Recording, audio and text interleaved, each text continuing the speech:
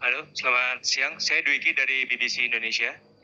Saya mau bertanya, kan pergantian pelatih ini kan ada di tengah-tengah pada saat kualifikasi Piala Dunia yang sedang sebenarnya dalam posisi yang positif gitu ya. Sempat ada pemikiran nggak dari Pak Ketum dan juga tim PSSI keseluruhan bahwa jika mengganti pelatih di tengah jalan seperti ini akan menjadi blunder besar bagi PSSI? Seperti itu. Terima kasih. Saya rasa hal yang biasa. Memang untuk posisi kualifikasi Piala Dunia ini juga banyak negara-negara mengganti pelatihnya. Tinggal dihitung resikonya. Makanya tadi saya ceritakan kejadian di China itu sebelum pertandingan bahkan sudah terjadi dinamika yang cukup tinggi. Ya Pak Marzi, benar ya. Tapi kita berhitung-hitung, kalau itu dilakukan saat itu tentu jarak ke pertandingan berikutnya terlalu singkat. Dan hari ini yang terbaik karena kita masih punya waktu 2,5 bulan. Dan tentu resiko-risiko tetap ada, tetapi lebih baik kita mengambil resiko daripada menyesal di kemudian hari. Nah, dan kita juga mencari tentu figur-figur yang tadi kita yakini bisa memberikan extra effort dari dinamika komunikasi, leadership, ataupun taktikal bermain yang bisa kita harapkan. Itu sih. Pak, sedikit lagi Pak, satu lagi Pak. Berarti apakah dengan kata lain bisa dibilang kegagalan di AFF menjadi faktor terbesarkah atau tidak sebenarnya? Gini, semua pertandingan yang kita ikutin ya pasti ada evaluasinya. Tadi saya bilang kan kita melihat dari pertandingan Indonesia-China. Memang dipikir terlalu ambisius, tapi tidak. Karena kita menghitung strategi-strategi atau target-target angka-angka kemenangan itu kan kita sudah hitung waktu itu. Ya, gimana kalau kita waktu itu kalah dengan Saudi? Ada press conference hari ini nggak? Ya, nggak usah diomongin, udah pasti gagal Piala Dunianya. Karena poinnya sudah tidak ada. Justru di 4 pertandingan berikutnya ini ya kita berharap kita menimba poin gitu. Jadi sekecil apapun yang menjadi tentu ini kita harus perbaikin. Itu yang kita harapkan. Ya, pojok.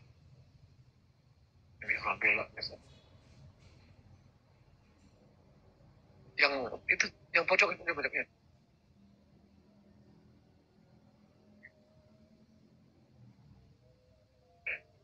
Selamat siang Pak Erik, Pak Semaji, Pak Mali, Pak Yunus Nusi, dan Pak Harka. Saya Taufik dari FIFA Goal. Mau bertanya, tadi Pak Erik kan bilang sudah menginterview beberapa kandidat. Mungkin itu waktunya kapan Pak? Dan apakah di interview itu ada permintaan atau jaminan untuk meloloskan Indonesia ke Piala Dunia atau akan bisa menerapkan taktik permainan yang menyerang? Dan untuk yang kedua, tadi Bapak bilang kondisi tim memburuk sebelum lawan Cina. Apakah kondisinya tidak membaik Pak sebelum menang lawan Arab? Terima kasih. Iya, kemarin saya mendapat izin dari Bapak Presiden, walaupun gimana kan saya menteri ya. Jadi kalau traveling ke luar negeri, saya izin, saya mendapat kesempatan 5 hari kemarin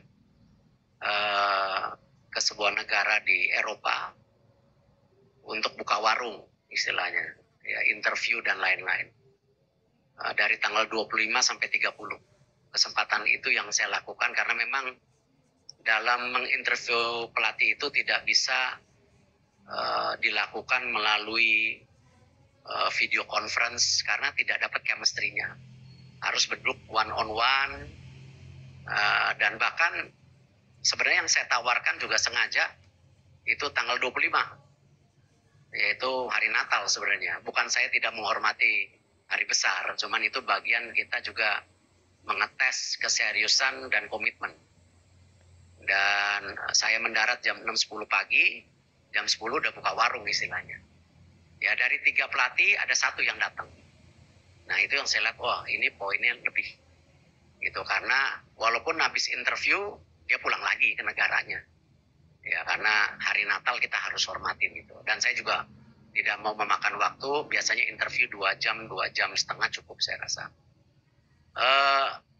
Kalau saya bicara detail mengenai dinamika, ya saya rasa itu bukan hal yang perlu saya ceritakan detail. Takutnya nanti, tadi hubungannya baik-baik kok.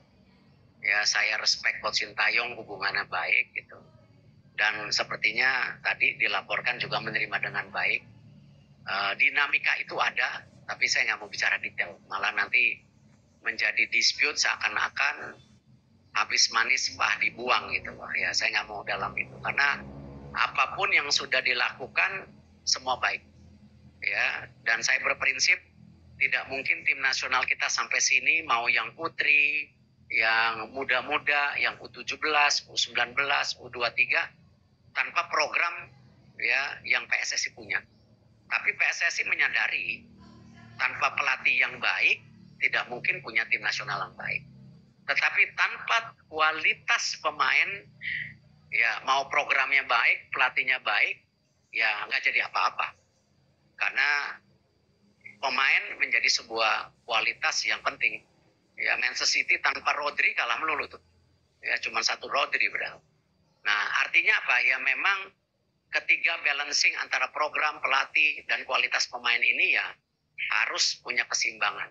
Tidak bisa satu dan lainnya yang lebih menonjol gitu.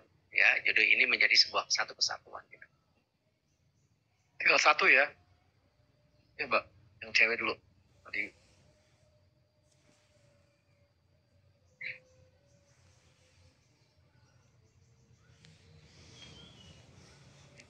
Assalamualaikum warahmatullahi wabarakatuh. Siang Pak, Niar dari RRI. Pertanyaannya, untuk pelatih yang baru nanti atau pelatih pengganti ini, apakah terpilihnya sebagai pelatih untuk timnas Indonesia sudah memenuhi standar dari filosofi sepak bola yang diinginkan oleh PSSI saat ini begitu? Karena kita tahu jargonnya selama ini adalah ingin membawa Garuda mendunia begitu Pak. Kemudian kita tahu juga bahwa selama ini Coach Sintayong tidak hanya memegang timnas senior, tapi beliau juga memegang timnas under 23 yang kita tahu akan beberapa waktu ke depan juga mungkin ada agendanya tertentu. Apakah nanti akan ada pelatih ad interim atau mungkin yang pelatih baru ini juga akan memegang tanggung jawab yang sama begitu? Terima kasih Pak. Coach Indra, Coach Nova juga ditargetkan Garuda mendunia. Kenapa setelah lolos AFC kita targetkan mereka untuk bisa qualified di kejuaraan dunia U17, U20. Nah, nanti memang untuk tim pelatih itu di dalamnya ada komponen pelatih U23. Ya, jadi nanti kalau diumumkan nanti biar aja tanggal 12, itu ada pelatih kepala, ada beberapa asisten dan ada satu asisten untuk U23. Ya, tetapi mempunyai program yang sama U23 dan senior. Nah, memang kuncinya ketika kita ingin punya filosofi sepak bola seperti Jepang ataupun beberapa negara lain, ya kita perlu waktu. Itulah kenapa diperlukan technical director nanti. Cuman ya memang tidak mudah juga mencari technical director karena memang ya ini perlu pendalaman daripada detail daripada persepakan bola Indonesia. Cuman yang menarik, yang salah satunya saya titipkan bahwa selain target ya saya juga titipkan bahwa filosofi sepak bola ini mesti dibangun dari senior dan U23 dan itu disanggupi tentu dengan waktu-waktu juga perlu support dari banyak pihak tentunya.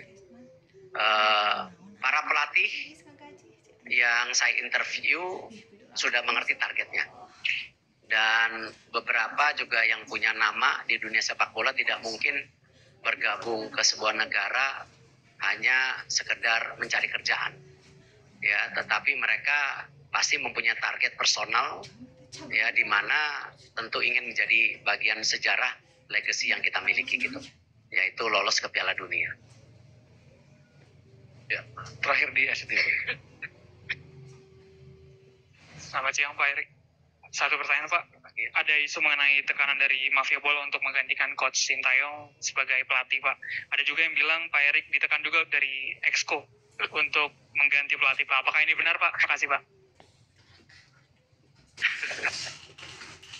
Saya rasa semua tidak benar karena kalian tahu saya ini pemimpin yang tidak bisa ditekan-tekan.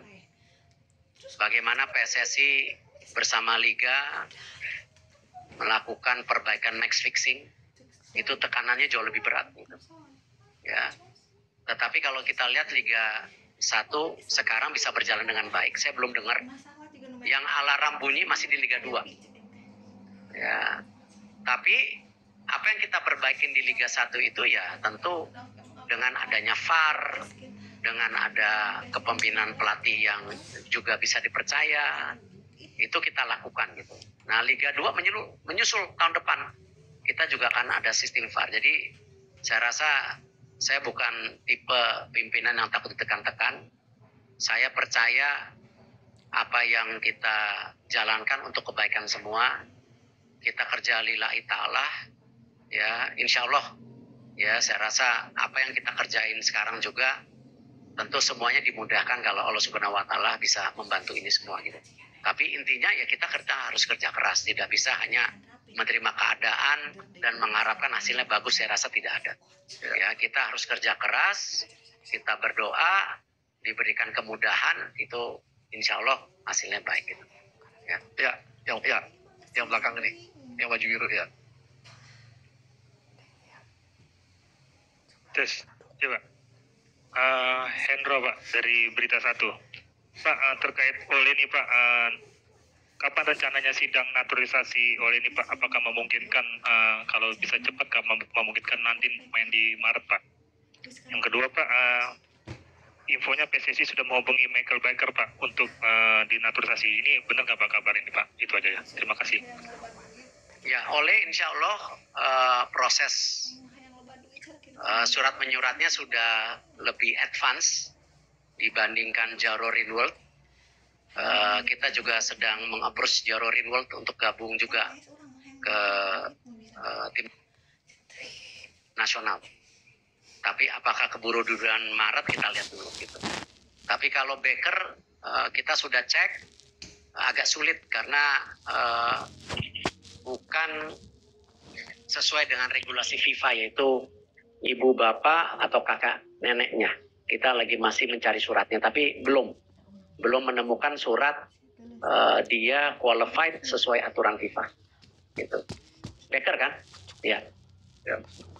Maunya sih mau, bagus, tingginya 189, bisa main midfielder juga. Ya.